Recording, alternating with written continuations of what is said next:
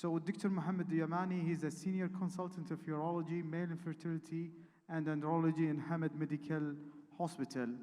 So Dr. Mohammed, start.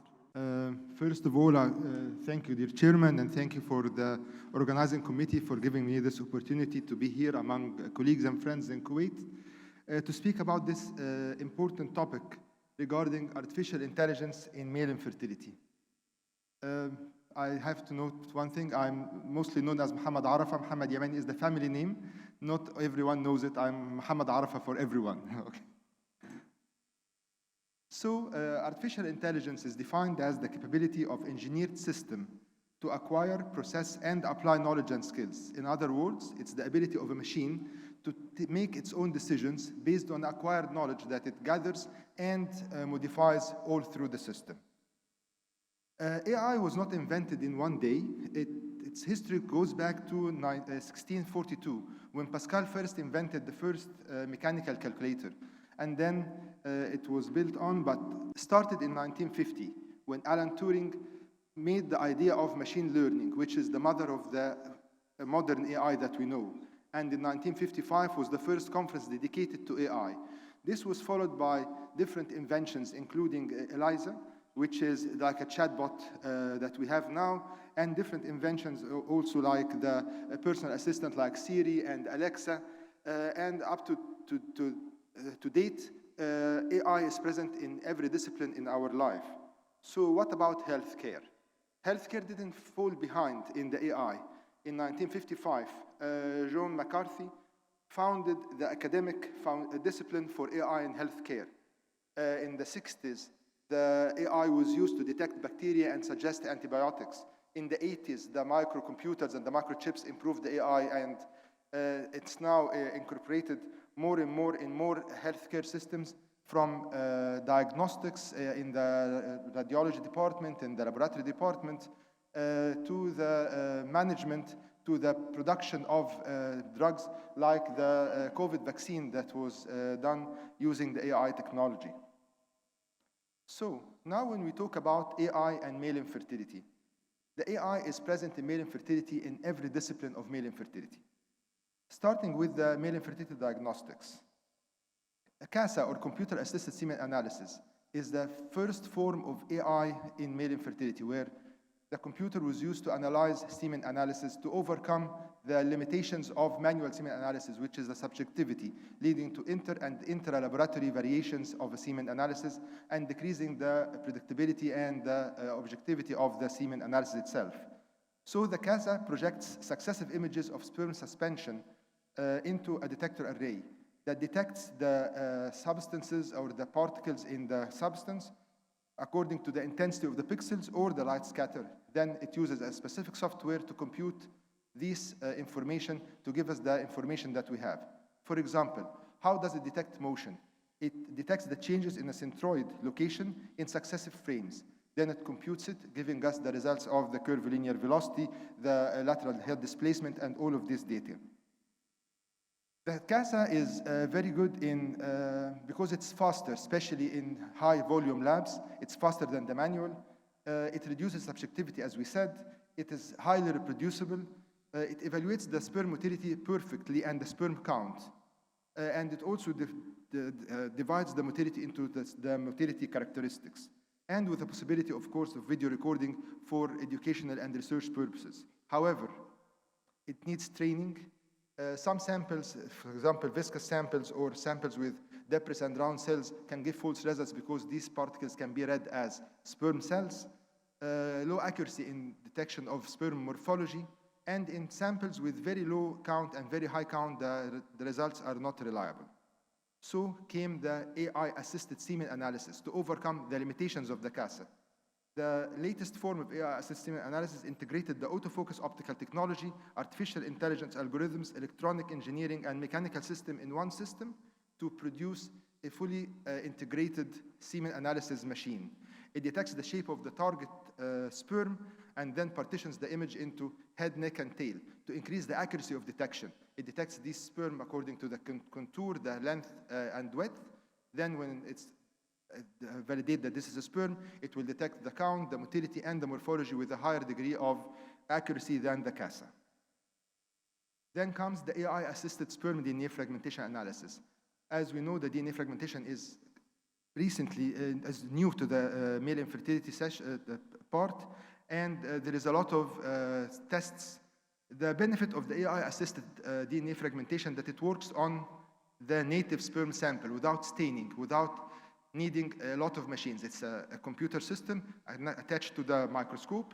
It detects the DNA fragmentation based on the sperm head cell shape and the chromatin shape. But I have to say that this is a preliminary result and it's not reproducible.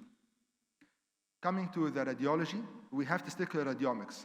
The radiomics is a new engineering approach to radiological imaging.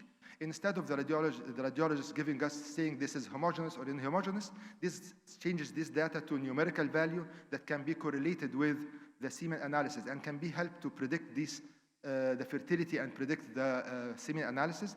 And it was found to be highly correlating with all parameters of the semen in addition to the sperm gonadotropins.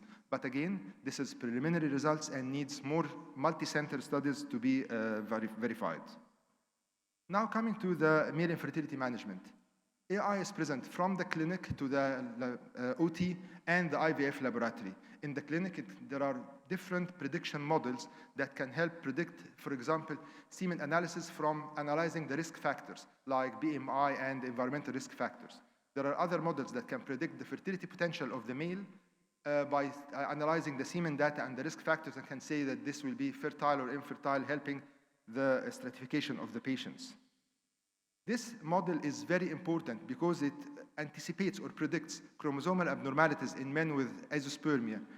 It takes the data of the height, the testicular volume, hormonal profile, and the ejaculate volume, and can accurately predict up to 95% which patient will have or will not have a chromosomal abnormality. In areas where chromosomal analysis is expensive and is not available, cannot be done for every patient, using this predictive model, we can skew the number. Instead of sending all patients with azoospermia to go for chromosomal analysis, we can detect which patients are highly susceptible and can go, while the others can be spared for later. Another important predictive model is to predict surgical sperm retrieval in men with azoospermia. Again, it depends on the clinical data like BMI, age, clinical history, semen, hormones, and will give us the possibility of finding, probability of finding sperm with high sensitivity of 97, but however, the specificity is very low and it needs more modifications. Coming to the andrology surgery or the OT, the robotic surgery is a combination between AI and invasive surgery, but it adds to the, minimal invasive surgery, but it adds to the microsurgery the benefit of improved ergonomics, the three-dimensional visualization, and the high precision. Anyone with fine tremors or with the prolonged operation that you get tired at the end, the robot will abolish this. So it has a role, especially with reconstructive surgeries, which is the most challenging, and it was found to have the same or comparable patency and outcome like the microsurgical approach. However, in my opinion, using it for varicocele repair, spermatic cord innervation, or microtacy is overusing of technology, because already these procedures are done microsurgically in a short time with good outcome, and the robotic assisted surgeries will not add to the outcome that we have now. The IVF laboratory is the major field now using AI. It's using AI for selection of sperm for IVF. Currently, there are major advances in selection of sperm, but the final decision is for the embryologist based on the data or the criteria of the WHO. So there is a personal factor or a human factor here that can add to the error. In addition, the embryologist cannot scan the whole sample. He scans part of the sample. When he finds enough sperm, he stops. But with the AI, he can scan the whole sample with more accuracy and more prediction for IVF success. Actually, these are more than 11 studies for prediction models for sperm selection in IVF. However, again, these are sporadic studies with no consensus on which one to be used. But however, most of them have high accuracy, and I believe there is a future use for this. This is one of also the most important Last parts. minute, Dr. Mohammed. Inshallah.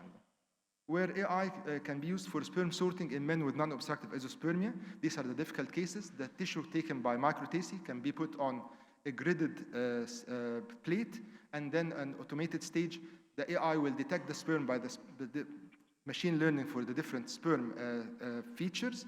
And once the sperm is detected, it will give a beep, the embryologist will come, validate it, and then will take the sperm.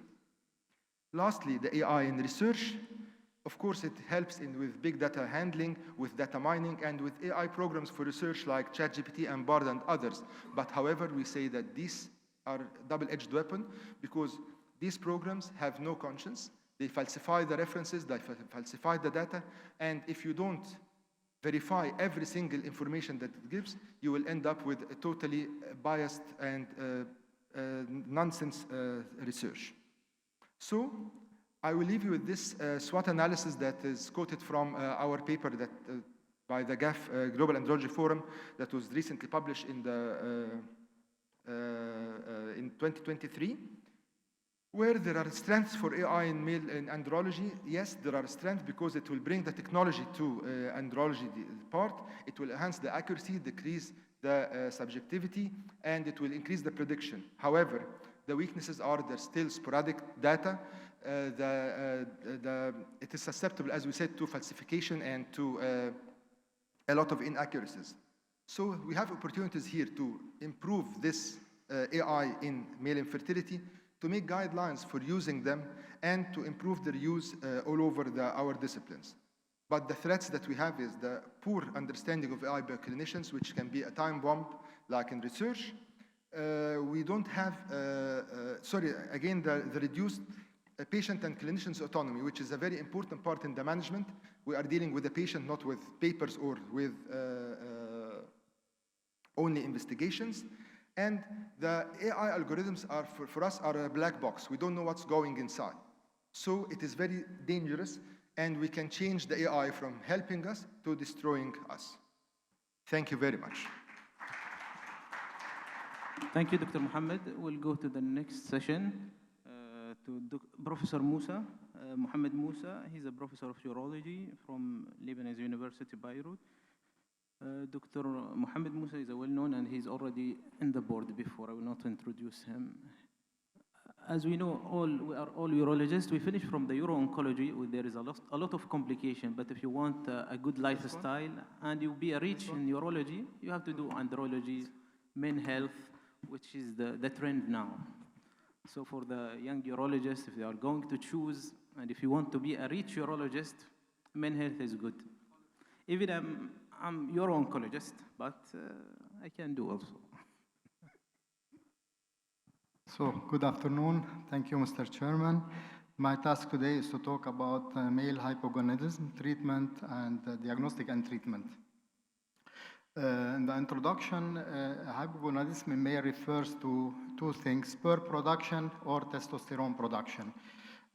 We have two types of hypogonadism. The primary one is due to testicular insufficiency. The secondary hypogonadism is the hypothalamus-hypophysis insufficiency.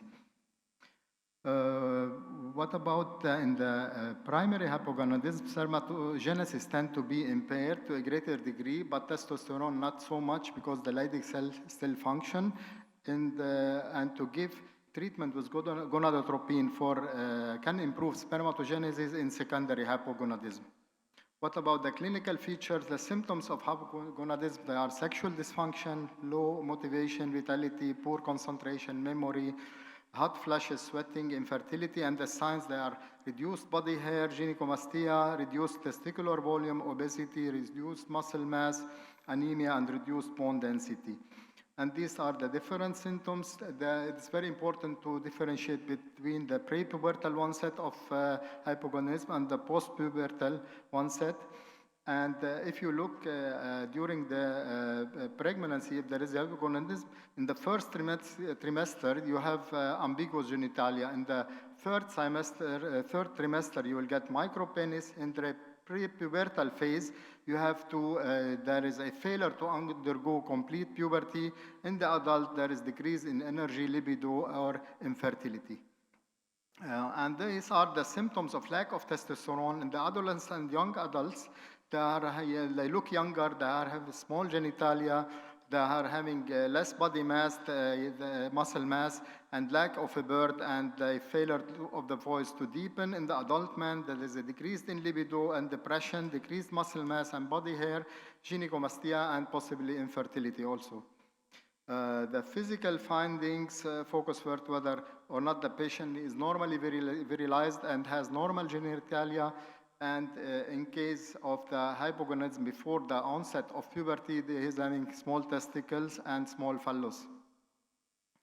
What about the biochemical findings? In primary hypogonadism, the serum testosterone and the sperm count are below normal, but the LH and the FSH are above normal. In the secondary hypogonadism, serum testosterone, sperm count are below normal, and LH, FSH, they are normal.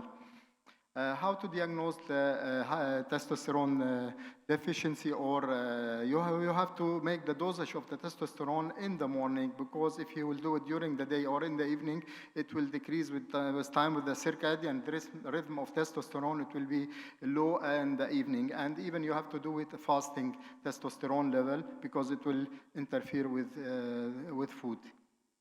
And this is the clinical the algorithm how to diagnose hypogonadism. You have to measure testosterone in the morning, and you see if it's normal. You have a normal guy with low testosterone. You have to differentiate between primary hypogonadism or secondary. If the FSH and LH not elevated, you are dealing with secondary hypogonadism. You go further to make MRI of the brain, or in the case of low testosterone and FSH and LH are elevated, you are dealing with a primary hypogonadism, and you look for karyotype. This is the diagnosis. You have to see the sperm parameters and high FSH. Sometimes the LH and the testosterone concentration, they can be normal because the seminiferous tubules can be damaged, but the Leydig cells, they are more resistant. And the spermogram is the most important factor to see how to assess the postpubertal male function. And possible causes of primary hypogonadism, I will not go through them. There are congenital abnormalities like syndromes, and the acquired disease, infection, radiation, alkalinization agents, and other testicular torsion, some damage of the testicles. And in the secondary cause, they are acquired like tumors of the brain, something central, and congenital, it can be some malformation, some syndromes. What about the treatment? The general principles of the treatment, you should give testosterone replacement therapy in primary and secondary hypogonadism. In case of impaired spermatogenesis, you shouldn't give testosterone. And this is the treatment regimen. The testosterone is available in tablets, in IM injections, and in subcutaneous injections, subcutaneous pellet depot, and as gel also, as androgel. What about the contraindication of testosterone replacement? There are prostate cancer, breast cancer, severe lower urinary tract symptoms, erythrocytosis, severe sleep apnea, and uncontrolled heart failure. And this is the Endocrine Society of Clinical Practice guidelines to testosterone therapy for men with hypogonadism. And the summary of recommendation that we recommend, in case of low testosterone count, you have to replace it, but you have to differentiate first between primary or secondary. You have to make the dosage of FSH, LH. If it is high, this means you have a primary hypogonadism. The testicles are the problem. If it is normal, it is more central. And you have to identify the etiology. And the recommendations that are against routine screening of testosterone concentration in the blood. And in hypogonadal man, you have to correct the symptoms with the testosterone replacement. You should take care about the PSA if in the older age, and about some severe obstructive sleep apnea, if severe lower urinary tract symptoms, in case of heart failure and myocardial infarctions, stroke or thrombophilia shouldn't give testosterone replacement therapy. And they suggest also against testosterone therapy to all men above 65 years old with low testosterone, only in selected cases. And how to monitor the testosterone treatment is each 12 years. You can see the PSA and how is the doubling time of the PSA, and you should conform to the standard guidelines for prostate cancer screening. What about testosterone deficiency and nocturia? A review from Japanese studies, and they have seen that testosterone deficiency lead to nocturia, and if you correct the testosterone level, it may improve nocturia in hypogonadal man. What about testosterone replacement and lower urinary tract symptoms? Testosterone replacement therapy has been shown to be effectively relieve the symptoms of testosterone deficiency syndrome as well as LUTS by several studies. And also a Japanese study for low onset of hypogonadism. They have taken 60 consecutive patients and diagnosed with late onset of hypogonadism, and they given them testosterone, and they have seen that TRT appear testosterone replacement therapy appear to have effect, considerable therapeutic effect on LUTS, particularly on storage symptoms in these men with late onset of hypogonadism. What about voiding dysfunction and testosterone replacement therapy? The testosterone replacement therapy does not change the prostate volume, but exert a positive effect on LUTS BPH. And in hypogonadal men with moderate to severe lower urinary tract symptoms have a more severe cardiometabolic risk profile and benefit more from testosterone therapy than men with mild lower urinary tract symptoms. This is a study from Farid Saad from 2018. One minute left. Okay. And this 412 men underwent testosterone therapy in comparison to other 393 control group and follow up for 8 years. And they have seen during these years they have improvement in the treatment group. And it is more pronounced the testosterone treatment therapy in the man with moderate to severe than with mild LUTS. And in the aged male, there are questionnaire and scoring system, 3 types, to see the quality of life of these men's general health, urinary symptoms, sexual health, and mental health. And in this study, they have seen that the quality of life of the patients depends on testosterone replacement therapy in this hypogonadal man. And the last 2 slides are about testosterone replacement therapy in prostate cancer treatment. And this is from Natalie from Sexual Medicine Review 2021. And this, they have seen that this is a safe application in man who has had already radical treatment for prostate cancer, radical prostatectomy or radiotherapy with stable 0 PSA.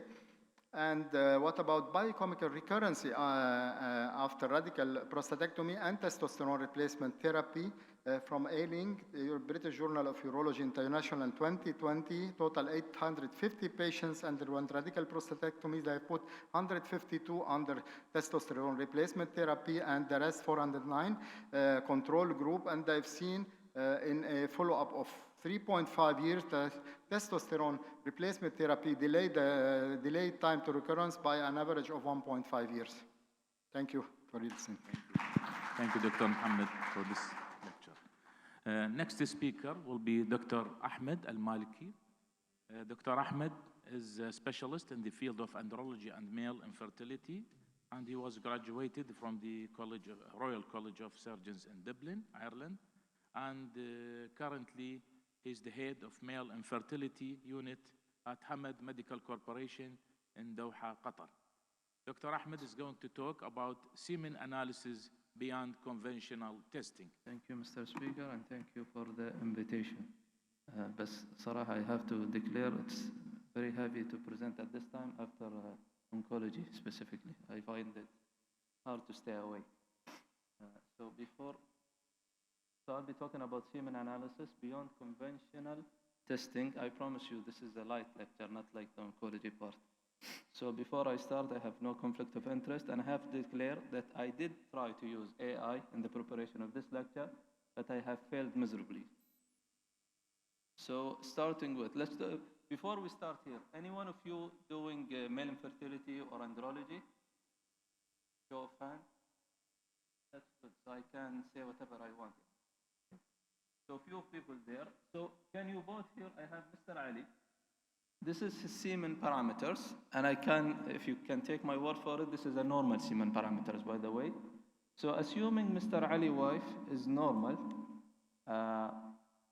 who would say that Mr. Ali will have an issue, fertility issue, meaning that he will have difficulty having kids?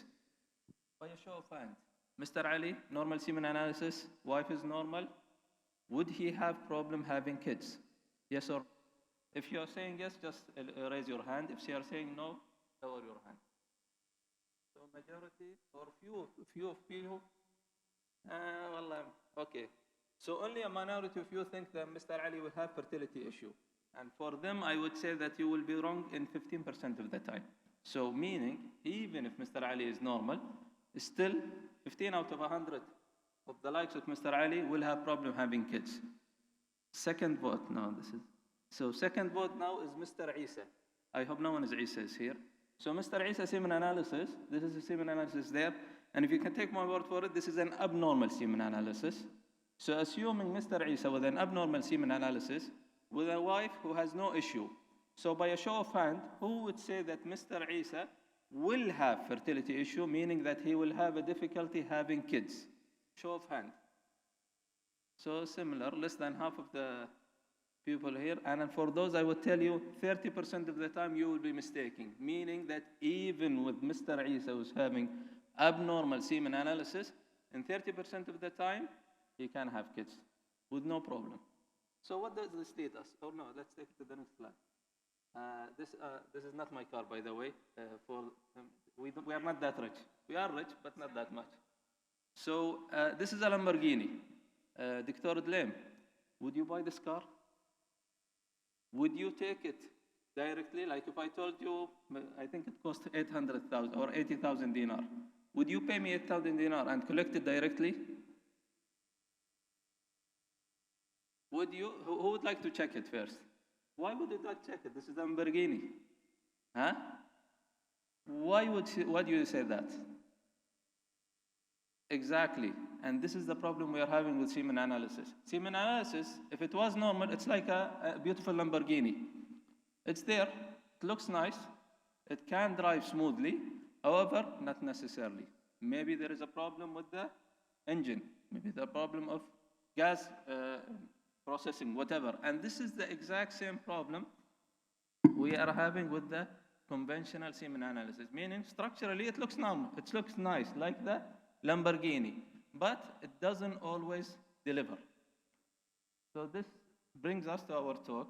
So male infertility is a common problem affecting approximately 15% of the population. It's the first line treatment that we have to offer our patient. However, it does test for the volume, concentration, motility, and morphology, but it has its limitation in predicting fertility potential. So this is why we thought, okay, if this is not helping, what else can we think of that can help us? And the limitation of it is as with the example I stated earlier. If you have a guy with a normal semen analysis, you cannot guarantee pregnancy in 15% of the cases. This has been proven. If a guy with an abnormal semen analysis, you cannot guarantee that he will have difficulty having children. This is why we always say, you don't do pre-marriage investigation. You go ahead, you marry, try sex for 1 year, and then if you don't have kids, come back to us. Because of this, 30% of the time, they should have kids. Conventional semen analysis does not provide information on sperm function, or such as DNA integrity or fertility potential. Moving on. So I tried to look into the literature. I found 3 of interest, to be honest. One of them, the last one, is what we use in our clinical data practice, so I will focus more on that. The other 2 are available for you to utilize, and with the second one having more potential in the future. So what do we mean by functional semen testing? if you go, okay, before I go here, if you go back to the car example, the car looks nice, that's a semen analysis. The functional parameters here is trying to look into the engine, trying to look into the tires of the car, trying to look in the gas processing. This is what we are trying to look into deep into the sperm function, how the sperm will function inside the body, how will it be able to fertilize. So sperm function testing, an example of this is the hypoosmotic swelling test. It is basically meant to assess the functional integrity of the sperm membrane. And this is done by the andrology lab. They basically take your sperm sample, immerse it on a hypoosmolar solution, and it should, because it has higher concentration, so the fluid should be taken in by the tail of the sperm, and it will swells. And then they will look at the sperm, and you have here different types of the sperm with different swelling degree. And if the sperm swells, this means that it's intact and it should be functioning well. And it can be used, this test can be used both as a diagnostic and therapeutic tool. Diagnostic meaning that, okay, the semen sample looks fine and it's functioning properly. Therapeutic meaning the IVF lab, when they are performing assisted reproductive technique, they can utilize this sperm for the procedure itself, because it's supposed to be a healthy sperm.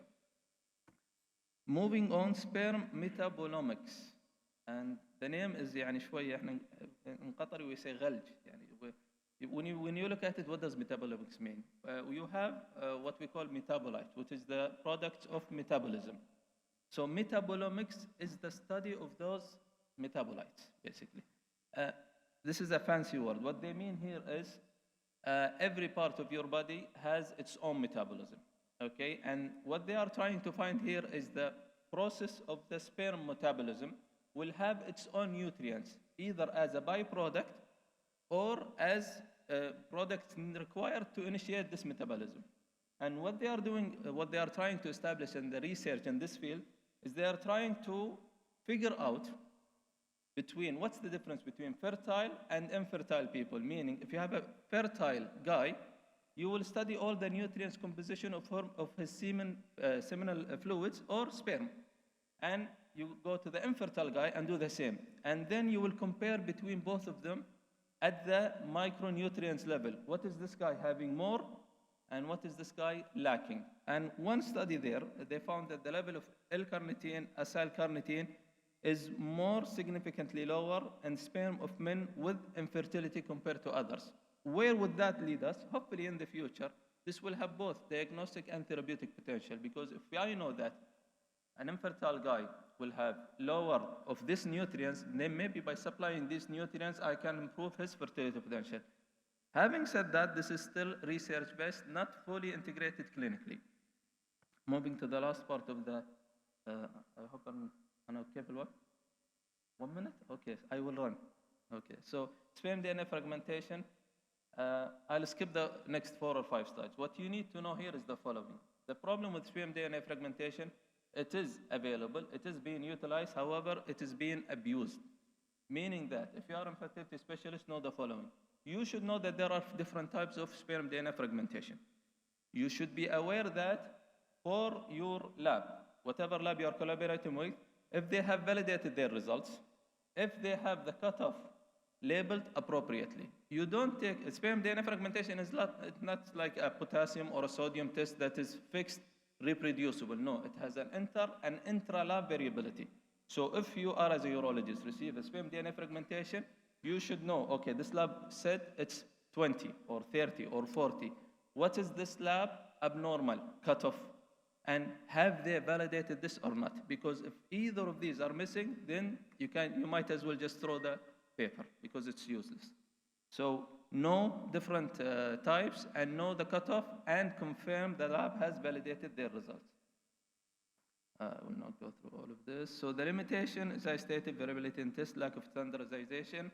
We have to establish standardization. We've been advocating for this over the last 6 years. I'm sure it will not happen because this is a money-bringing machine, and no lab will subject its own power to the others. Also, we have limited understanding of clinical significance of DNA fragmentation, and further research in the field is required. This is just a slide to demonstrate that we do have different cutoff values. So you can't just say that sperm chromatin cutoff value is less than 20, because some research said less than 20. Other research took it up to 26.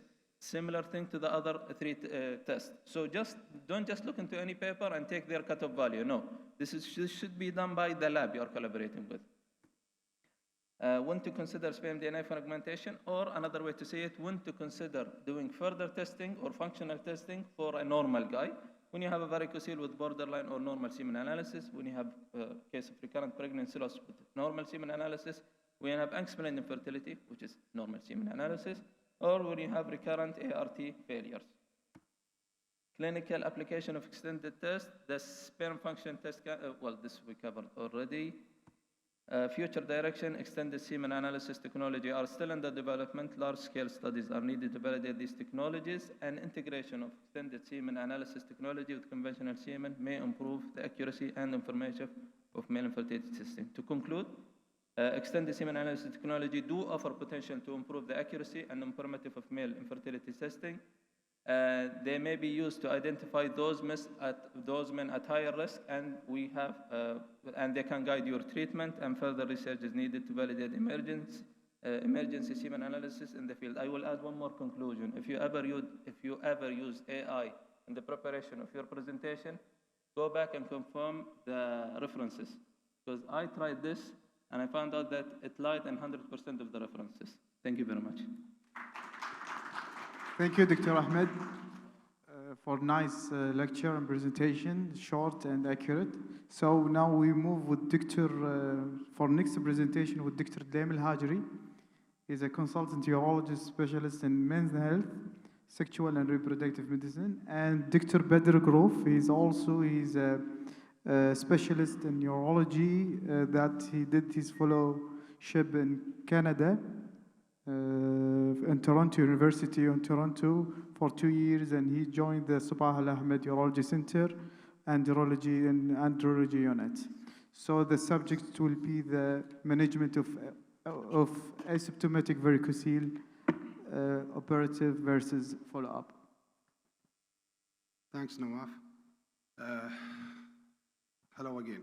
So, would we treat varicocelectomy or not in asymptomatic patient? I mean, with the normal semen value. Should we do varicocele ligation or not? So I will just present this simple case. It's one of the classical scenario cases that you're gonna find in your clinic. 31 years old, primary infertile, 5 years, history of STD once. His wife is completely healthy. His wife had a history of 1 IUI, failed, and twice ICSI, failed. Sexual history was normal, surgical history as well. He's a smoker, and he worked in military. We found examination that the testicles are normal, but we found grade 2 filled varicocele. We did semen analysis twice, arranging in this number. I can tell you this by numbers, these are normal value for now. Hormonal profile was normal, and his ultrasound showing bilateral varicocele rather than unilateral varicocele on examination. So,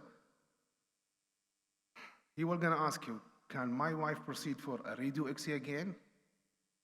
Or you will gonna give me some medical therapy? Or are you planning to do varicocele? If so, you are gonna do only left side, or you are gonna do bilateral? This kind of scenario, you're gonna face this. These kind of questions, he will gonna give it to you immediate. So, let's go back to basics. These are the basics of the AUA, American Society for Reproductive Medicine, and the European and other societies. Basically, as we know, varicocele ligation is only in abnormal semen parameters in fertile male and painful varicocele and clinically filtered varicoceles. What about the others? What about varicocele in children and adolescents? What about varicocele repair in infertile couples and sperm DNA fragmentation? I think Dr. Ahmed Al-Malki covered this site. What about varicocele repair in azoospermic? What about varicocele repair prior to any kind of assisted reproductive technique? And how about varicocele repair in subclinical varicocele? And how about varicocele repair in bilateral if you discovered in your examination unilateral and found it ultrasound bilateral? I will not go thoroughly on these. I will just complain about the kind of cases that when you have a normal semen, but still he's infertile and he has a varicocele. Now, going to that patient himself, that his wife did ART 3 times, 1 IUI and 2 ICSI, these are the studies supporting that varicocele repair can improve ART success rate. Such improvement in sperm DNA quality after surgical repair, and there is a relationship between varicocele and sperm DNA damage. Another 2 studies, benefit of microsurgical varicocele in human sperm DNA integrity, and effect of microsurgery in human sperm chromatin and DNA integrity. I'm just labeling these studies as the highlights for now. How about varicocele? Is it bilateral, or shall I stick, when I felt it in one side, I will do only one side? This study, published 2004 Fertility Sterility, and they found prevalence of varicocele left and right-sided on all patients, and they compared with venography. And what they found, that left side in 17%, right side only 1%, and they found 80% of patients came at bilateral. And they found strikingly bilateral prevalence. And they conclude that their study have important implications on treatment, indicating patients with clinical evidence of unilateral left varicocele should be carefully evaluated for bilateral. Now, varicocele are recurrent miscarriages. Although we told you that normal semen parameters, as told you, Dr. Ahmed does not conclude that he is completely fertile. And this study, I found it very useful. I have 3 others, but I just talk in details about this one. This published in 2012. They evaluate the role of varicocele ligation in semen parameters, pregnancy rate, live birth, and couples with the first term recurrent miscarriages. 136 ladies with recurrent miscarriages recruited. All of them, all the husbands, has a normal semen parameters. I repeat, normal semen parameters, but the wife are recurrent miscarriages. And they exclude the chromosomal abnormalities, endocrine, and inflammatory reasons. And they gather them and they split them in 2 groups, 68-68. And they watch and compare these 2 head studies. One, they underwent varicocele repair, and the other one just kept for expectant therapy. And they follow up to 12 months. As you can see, these are the normal, these are semen parameters of these patients. All of them are normal, morphology, motility, and in number. And what they found there is increase and improvement in sperm concentration, progressive motility, and sperm normal morphology improved significantly after 6 months from varicocele repair. You can 75% compare to 15 respectively. And they also overall pregnancy rate was 44% in the varicocele surgery group compared to the 19 with the expectant therapy. And going to the ladies, of women conceived in group 1, which are the varicocele surgery, and group 2, 30%. So 69% developed miscarriages in group 2. So this also could documenting the sperm density and time elapsed. Varicocele female age are also seen, included as the regression rate. So in summary, treat or not to treat. The strongest recommendations are still there, are still on table for varicocele repair, couples infertility, abnormal semen parameters, clinically felt varicocele. We're going to stick with these for now. But on the other hand, there is a little indications for now that exist to treat a varicocele in azoospermic patients, and an additional indication represented by elevated sperm DNA fragmentation, particularly in patients of ladies undergo unsuccessful ICSI or even repeated miscarriages. Varicocele is the most common correctable cause of male infertility, of course, everybody knows this. And urologist and andrologist, as well as any clinician who plays an important role in dealing with this case, should be carefully counsel the patients after having analyzed the history, physical examination, and patient clinical parameters before taking him to the operating theater. Just was shorted, and that's it. Thank you.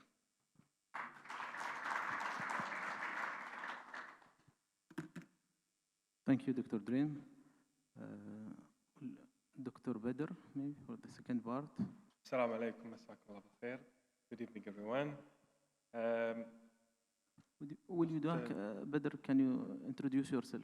Yeah, so my name is Bedr Kroof. I'm a urologist working in the Andrology and Fertility Unit in Sabah Al Ahmed Urology Center, specialized in neurology in Kuwait. I've been practicing urology since 2015, finished my fellowship 2 years in University of Toronto, Mount Sinai Hospital and Women's College. I'm happy to be debating with Dr. Dulaim regarding varicocele. My presentation is short, try to be as concise as possible. How common is varicocele? If we want to treat varicocele, how common it is? It's in primary infertility, it's less than secondary infertility. Between around 40% of primary infertility patient has varicocele. More than 50% of patient with secondary infertility has varicocele. It's less common in young children, maybe more common in the adolescent. In the adult, it's around 15%. So what's asymptomatic varicocele? Asymptomatic varicocele, patient has no pain, he has normal semen analysis. We're not talking about any adolescent with ipsilateral impaired testicular growth. So what does varicocele do? Varicocele will increase the hydrostatic pressure of the veins, which will causes stasis, will overheat the testicles, will impair the testicular function. It also will causes some venous reflux and causes some toxic metabolites that can damage the testicles or the spermatogenesis. So increases the oxidative stress, overheating of the testicles will cause abnormal motility and abnormal morphology of the sperm, will increase the DNA fragmentation, which again can cause some element of infertility, and decreases the sperm density or concentration, will cause some hormonal imbalance, and will cause some anti-sperm antibodies.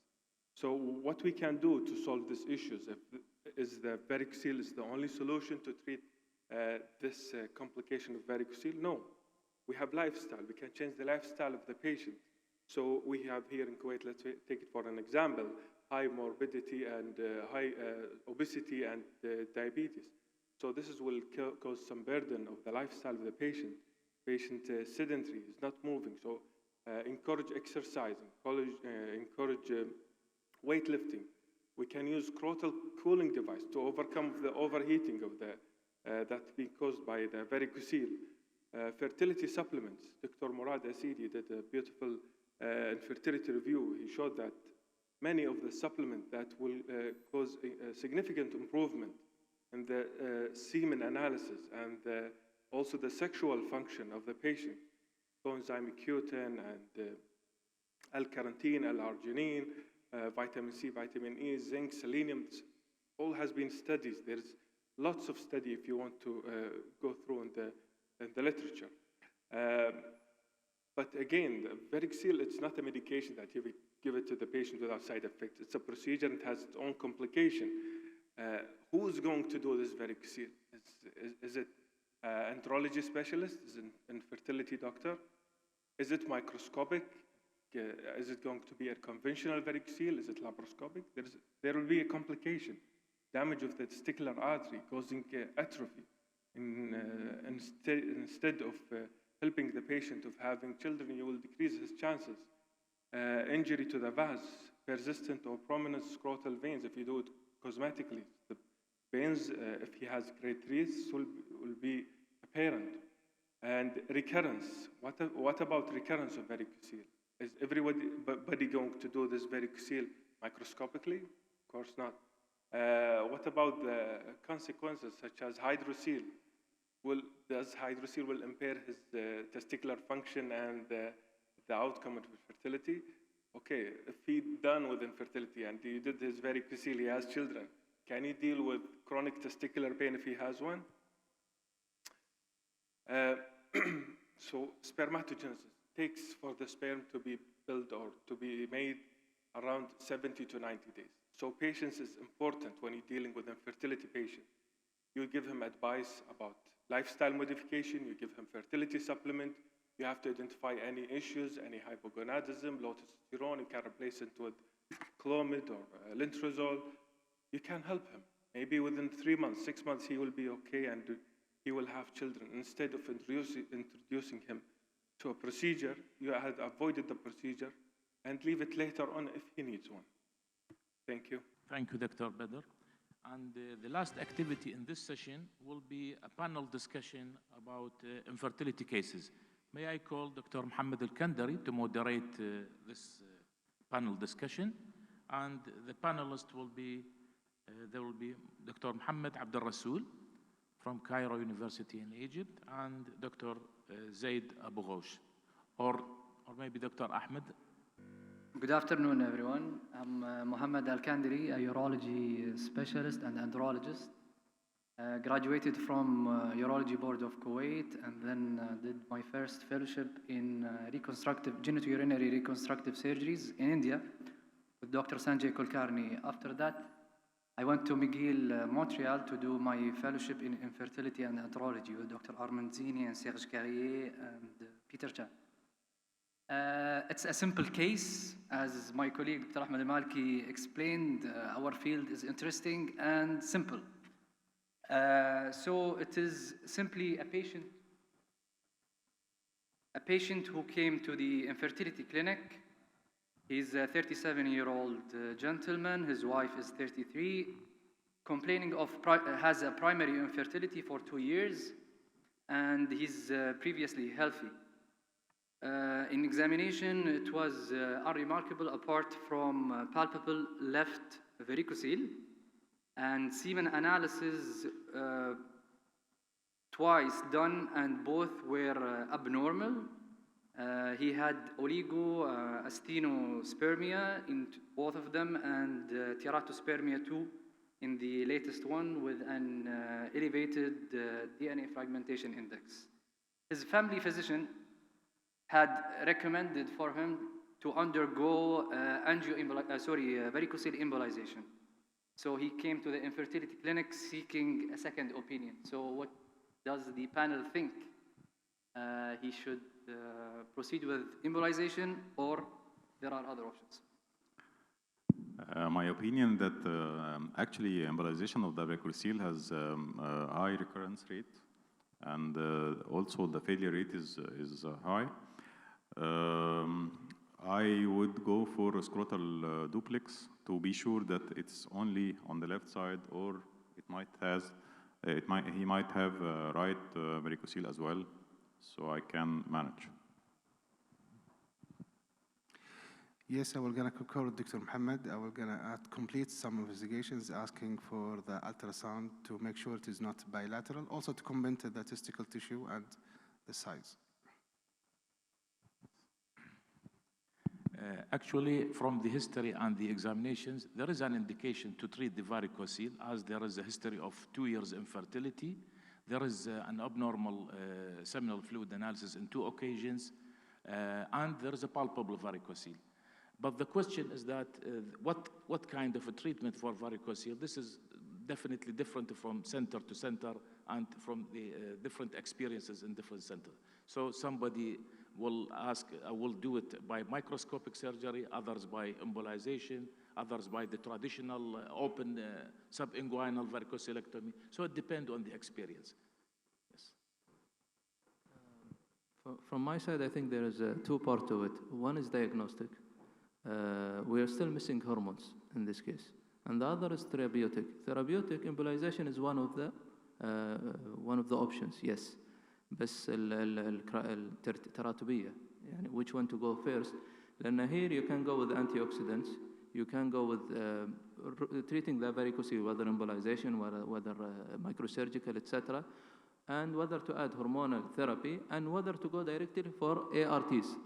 The final decision is a discussion between you and the patient with the pros and cons with every option, and then you reach a conclusion together. But the 4 options are available for this patient, I think. Exactly, I agree with the panel that all options are available. Dr. Ahmed emphasized on the ART as well, which is an option, which should be an option too.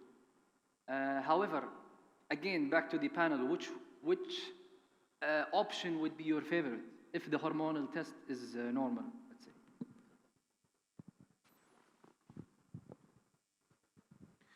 So there is no ultrasound? There is an ultrasound, and it confirmed unilateral, left grade 2 varicocele. So you have abnormal semen, infertile. You have a unilateral varicocele documented by examination, clinical examination, ultrasound, normal hormone. Then I will give him the options whether treat him with antioxidant therapy. The option other ones to do the varicocele repair. I will go for my favorite is microsurgical. And the third option, give him the benefit of ART. I don't think IUI will be a good choice for him. Probably maybe the XE or IVF. Considering the age of the wife, I think she's still young. They only have 2 years of infertility, so I should not miss the chance of treating the varicocele. And I think my option will be going to microsurgical varicocelectomy. Just before I go for XE or ART. I agree with the colleagues again regarding what kind of varicocelectomy for this patient. I think the first option will be microscopic surgery for this patient. But regarding the need for ART, again, unless if the patient refuses surgery, then maybe we can shift to XE, yes. 33. A clinical varicocele, so it is easily palpable with the cuff impulse. Yeah. For me, I would opt for varicocelectomy as a primary option. But as I stated, it's discussion. The option for varicocelectomy, because it can have both short-term and long-term improvement. Short-term, he can improve his chance of conservative treatment. After 6 months of varicocelectomy, should he not be able to conceive, or should the parameters not improve, then you can have second option is the TISA or antioxidant or ARTs. But varicocele will improve the long-term as well. Great. So generally speaking, I think the panel and we agree that microscopic varicocelectomy has the highest success rate and lowest complication rate, okay? But now we're discussing a special case, that's why we have some variability in the opinions. As you know that the venous drainage for the testicles comes from different sources or drains into different channels. So when we say embolization, then we mean the internal spermatic vein. But what about the other ones? And they can be of significance as well.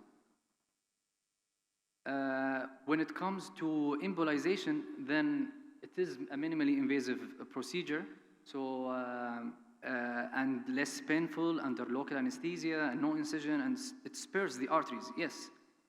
However, there is a radiation exposure, and there is a high failure rate, and there is also the complication rates are higher than microscopic. The recurrence too is not is considerable. When it comes to different options, we said that many other options are available. However, when it comes to microsurgical, subinguinal microsurgical, then it has the highest spontaneous pregnancy rate, and it is significantly higher than the other options were discussed. However, when it is a recurrent case, then this is different. So back to the panel. What do you think? Would you reoperate in an infertile man who underwent microscopic varicocelectomy? I would go for another microsurgical varicocelectomy. Actually, sometimes the cremasteric and the external spermatic veins are missed. In many cases, I did 1 or 2 microsurgical varicocelectomies. The problem with angioembolization that you cannot target the cremasteric veins. So I think the best is to do microsurgical varicocelectomy. So this is a redo after micro? After micro. Well, I face a lot of cases of redo micro, and I found big veins. And it changed my practice in some way. So yes, I was going to consider redo micro again. Dr. Ahmed Malki, I think I know your opinion because we graduated from the same school. لا يchange شوية. Yeah, you changed. في تغيير. So yes, I will do recurrent I will redo, بس it depends on the case. If it's a fertility case with compromised semen analysis and a palpable varicocele, yes. If it's a case of pain, I might do it once, but the second time will be angio. Because the success, يعني it's proven 1 to 3% with varicocele will have recurrence. So you might as well do it. But if it was pain, الإشكالية هنا you do the cord innervation. If he's not responding, then he's unlikely to respond to the varicocele. Even if the varicocele is present, you go for angioembolization. Ahmed Al-Malki did coup d'etat. He flipped on Armanzini, so he changed dramatically. So because where we trained, Armanzini would never touch, would never do a redo, because it's always risky to isolate the artery. To be honest, I followed his school, and then until one patient fooled me, I didn't know that he underwent a previous surgery. So when I opened, I said, whoa, it's one mass. So I went for the big vein that I thought it is the vein, and I ligated it. It ended up well, and the semen analysis improved, but I think I was lucky. So it is... This happens everybody. It happens, yes. It happens. You see some dilated veins even after radiomicrotesia. Yeah. So for recurrence cases, however, it's been studied and showing that the embolization is of high success rate. Okay? Again, it would be challenging. If it is inguinal and you go subinguinal, then yes, or inguinal, or the other, vice versa. But when the patient comes for pain only, no infertility issue, what would be your choice? After what? After redo micro? After redo or virgin case, but pain only. If it is after redo micro, I'm assuming with the redo micro they do microdenervation. Is it or? Not always, not necessarily. Well, we have to check whether they did a microdenervation. I will check the OT report of the previous surgery. If the microdenervation was done, then I'm not enthusiastic to do it again. Probably I will gonna find some other options, medication therapy, or refer him to a pain clinic. Well, actually, my first choice always will be the microsurgical varicocelectomy. It has the highest success rate. So for recurrence, even in recurrent cases, and in the second time, if this is for pain, I will do microsurgical denervation. Actually, I'm practicing microsurgical varicocelectomy for more than 12 years. And it is my only practice for varicocellular repair. For me also, microsurgical technique is, I think, with the highest success rate as for the first option. Then for recurrence, again, we can do it, especially if it affects the seminal fluid analysis or there is not much improvement. Regarding pain, also I may give the patient a chance with something like anti-inflammatory or even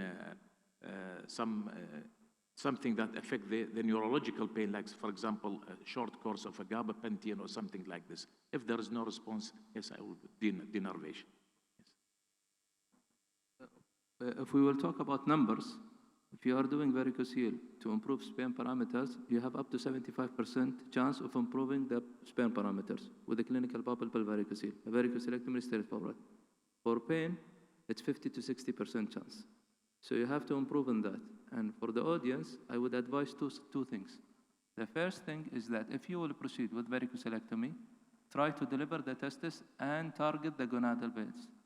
Well, cremasteric. على أساس you like get everything, basically, you don't miss. You mean and before you skeletonization of the cord.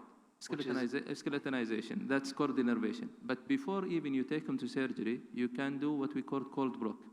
Is when you apply local anesthesia to the cord, but you don't do it one time. Preferably 2 to 3 times, with one of them normal saline, to eliminate the psychological effect or the placebo effect. So you bring the patient, you give him the injection, and you reassess him within half an hour. If he improved, you subject him a second time with the placebo. If he still improved, you question the surgery. If he didn't improve, then you can take him with more than 60% chance of improving. Taking that, you will do cord innervation. That's my advice. That's very nourishing discussion. However, I think we have to emphasize on discussing the options with the patient himself. That we explain to him both the pros and cons, and then we will decide he will decide actually. So what the literature recommends is, if it is an infertility, then it's never percutaneous embolization. Okay, so it is as we explained earlier, it is microscopic subinguinal varicocelectomy. As Dr. Ahmed said, the improvement in semen parameters after microvaricocelectomy is 75 to 80%, and all the veins we mentioned earlier are tackled, especially when you deliver the testicle. And it is considered the gold standard according to even the ASRM and AUA guidelines. Generally speaking, embolization is cheaper, no anesthesia required, less painful, but other than that, microscopic is always superior. Thank you.